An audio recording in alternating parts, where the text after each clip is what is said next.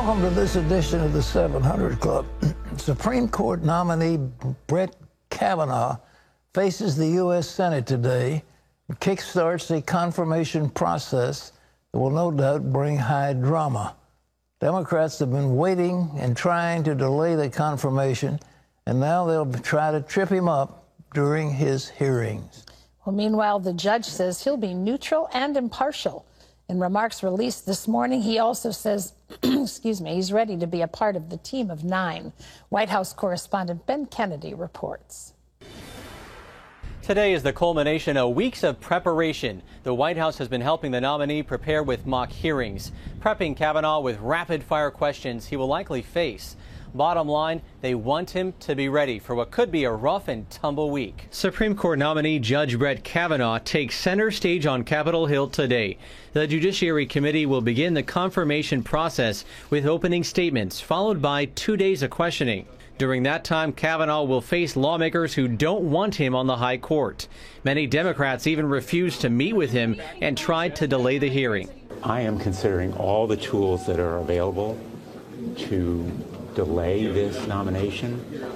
I will not meet with Judge Kavanaugh. But Republicans put the brakes on any effort to push the hearing until after the midterms. Let there be no misunderstanding that there would be any kind of delaying tactic that would take us past the first Tuesday in November. President Trump's second Supreme Court nominee is expected to face a vicious confirmation battle. His stance on Roe v. Wade has been a center point of contention. He said that he agreed with what Justice Roberts said at his nomination hearing, in which he said that it was settled law. Many Democrats want more than that and plan to use their time to pick apart his stance on abortion and other issues. How much more do they need to know to vote no? And yet they're really pushing hard for everything. Kavanaugh enters the ring with respected credentials. He earned a Yale law degree, clerked for Justice Anthony Kennedy, and has a vast judicial record with more than 300 opinions. His confirmation could influence the court for decades. I think Judge Kavanaugh satisfying people that he's going to be an independent person that's going to leave his personal views out of it, that he's going to look at the law and looks at the facts of the case. Now Republicans hope to get Kavanaugh on the bench by October 1st, the start of the next Supreme Court session. The GOP has a razor-thin majority in the Senate and will need every vote to push this nominee through. Ben Kennedy, CBN News, the White House. Thanks, Ben. Senator Ben Sasse of Nebraska is on the Senate Judiciary Committee. He joins us now. Senator, we welcome you to this 700 Club. Good morning. Thank you for the invite. Could I ask you, what would be your description of an ideal Supreme Court judge? Somebody who knows why they put a robe on every morning and understands our Constitution. So in our system, we have 3 branches of government in the founder's wisdom, and we distinguish between legislating, between executing those laws, and between the role of judging. And both legislators and the president and vice president can be hired and fired by the people every 2, 4, or 6 years. But a judge, they have a lifetime appointment, and they put on this black robe to cloak their partisan and policy preferences and their personal views. Underneath, they may have a red or a blue jersey when they were nominated, or they maybe had political views in the past. But on the court, that's not their job, and that's why they have lifetime tenure. And so we want somebody who defends the Constitution and the separation of powers and doesn't try to be a super legislator from the bench. We've had judicial activism before. As a matter of fact, there are many people who think the Constitution isn't supposed to be interpreted according to what was written, but according to sociological trends. How do you view that? Yeah, that's a very confused view of America. So we're skeptical in America of power because we know that the most important things in life happen not by compulsion, but by love. Where you raise your kids, where you persuade people to join your church, where you try to persuade somebody to buy your new product or design a new app with you. Most of what matters in America is voluntarism. And so we want a limited government where power is really hard to use. And so in our system, government can't just grow because a whole bunch of elites in Washington, D.C. want it to get bigger. If you want to change the Constitution, you have to formally amend it because the people have that power. We don't want judges trying to decide what the American government should grow to. We want we the people to retain the power. What do you think the major question is going to be? You know, I think Justice Ginsburg laid down the rule that they can't ask the judge how he or she will vote on any particular issue. Is that rule still pertain today? I think it should, and I think you'll hear Judge Kavanaugh have a little bit of a tension in his soul a few times as he tries to answer questions today, because he's a teacher, right? He cares about passing on basic American civics to the next generation. He's been on the D.C. Circuit Court of Appeals for 12 years, but he's also been a law professor at both Harvard and Yale, and I think when he gets questions, he's going to want to lay out all the ways that Americans should think about these problems, and yet it's very important for a judge to not prejudge cases that are going to come before them in the future. So the Justice Ginsburg precedent that you reference, Reverend Robertson, he's going to say there are cases that are going to come before us, and I can't opine on them, but let's back up a little bit and say, what would the Constitution have to say to this matter, or what are the major cases that have been decided in the past? He, with now Justice Gorsuch, wrote a book on stare decisis, which is the principle about past Supreme Court decisions, and I think he'll talk a little bit about that today as well. What about the argument that's being made by the Democrats, especially the minority leader of the Senate, saying the reason why we ought to delay these hearings? What do you think about? How would you address that? Yeah, so Leader Schumer's not telling the full truth on this matter, so let's get a few facts out there. Number one, this Judge Kavanaugh, has had more total documents submitted from his record than the last 5 nominees to the Supreme Court combined. Judge Kavanaugh, more papers submitted to our Judiciary Committee than the last 5 judicial nominees to the Supreme Court combined.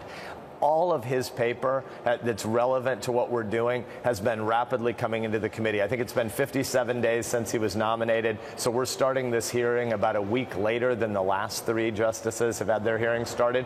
What hasn't happened is every single thought that George W. Bush may have had as president hasn't been submitted to the committee because it's not relevant to this process. And what the Democrats have been trying to do is say, because Brett Kavanaugh, at a point in his past, he spent about 3 years as staff secretary of the White House, which is essentially the main secretarial role that serves the president with all paper that comes to the president or goes back out from the president to the cabinet officials. Those are not Brett Kavanaugh's documents. Those are George W. Bush's documents, and those documents were not things that Kavanaugh had a decision-making role on. So Democrats are trying to imply that there's been obstruction because we don't have every journal entry George W. Bush ever wrote. But again, there's more paper from Kavanaugh that's come in than the last 5 nominees combined.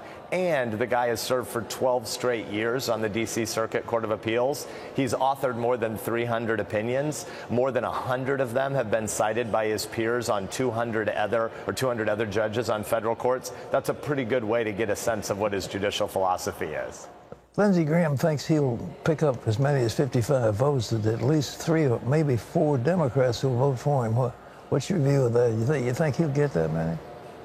You know, I'm not sure. Kavanaugh's a very impressive guy, and all the hyperventilating that we're seeing on liberal media about how the world's going to end and water will always be dirty and he hates clean air and he doesn't like women, children, or puppies. It's all silly, and people know it isn't true. And so I think after this hearing, you may see 5, 6, 7, 8 Democrats join with the Republicans, but I don't think you're going to see any Democrat be the 51st vote. It's a 50 Republican, 49 Democrat Senate right now, and I think it'll take every one of the 50 Republicans being on record before the first few Democrats join. But I think 55, 56, 57, that's a reasonable argument that Lindsey made.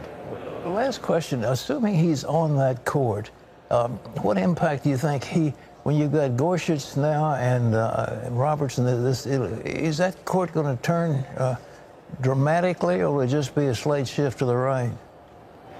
You know, I think he's going to be a very important addition to the court. I usually try to resist Republican versus Democrat or right versus left views of the court, because I think what you and I both want is a court that isn't trying to advance policy preferences, but's trying to do the modest role of what a judge is empowered to do. And so I think when Judge Kavanaugh replaces Justice Kennedy on the bench, and again, the Supreme Court goes back into session at the end of the first week of October, and we need him to be on the court by then so they can start their work, I I think there are a number of places where he's going to be in line with Kennedy. Kennedy was a big First Amendment defender, and we need that. We've seen that in the Colorado case of the baker trying to be compelled, for instance. But I think in addition, you're going to see Judge Kavanaugh more resistant than Kennedy was to trying to think about the evolution of mores in society. And I think that'll be a real welcome addition. So I think your viewers should applaud the president's nomination of Judge Kavanaugh, and I think we're going to see him on the court in a month.